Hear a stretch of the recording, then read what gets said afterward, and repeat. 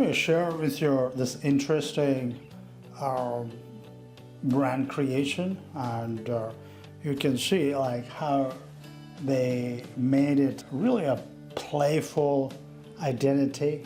Technically we call it a dynamic identity, but if you see from a consumer perspective, this has got that playfulness. Yeah, this brand is called Pearl, and this is their first initial P, how they're trying to capture it.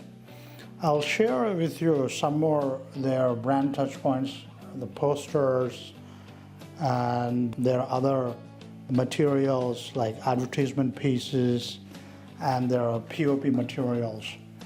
So you can clearly see how playful this identity is reflecting.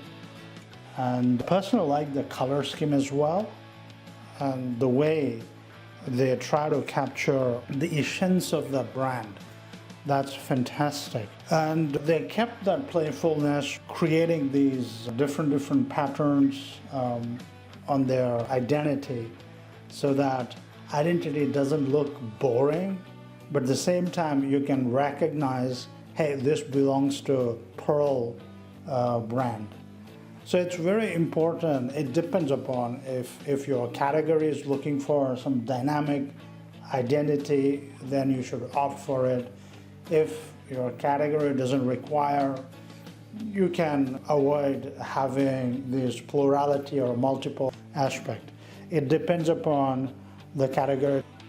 A few more brand touch points. Whenever the identity becomes static, and it will reflect like this, you can see here. And fantastically designed visual communication pieces in my view. And if you see in their digital medium, the playfulness and the P becoming a window, and through window you can see certain human personality aspects which are reflecting. So it's an attitudinal brand, and that attitude is clearly reflecting through their all brand touch point.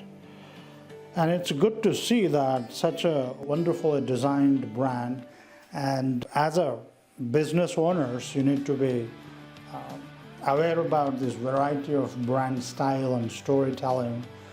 I always say that having a good brand visual story is a good business. In this case, it clearly reflects that they brought the attitude of the brand into all their brand communication.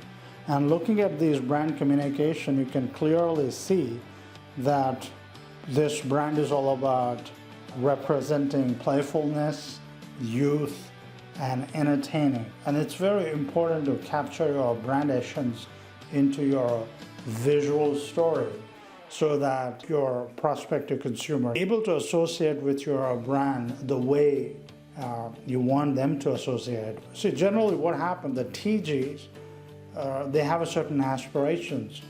If your brand stands for certain things, and those brand values and your TG's expectation matches, then they become fan of your brand. So that's how brands become part of the target audience, okay?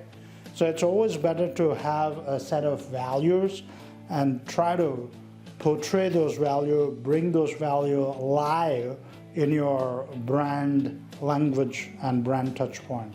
So that's how you keep your brand alive and playful and active, and it is essential to keep a brand that way if you want to be adored brand by your target audience.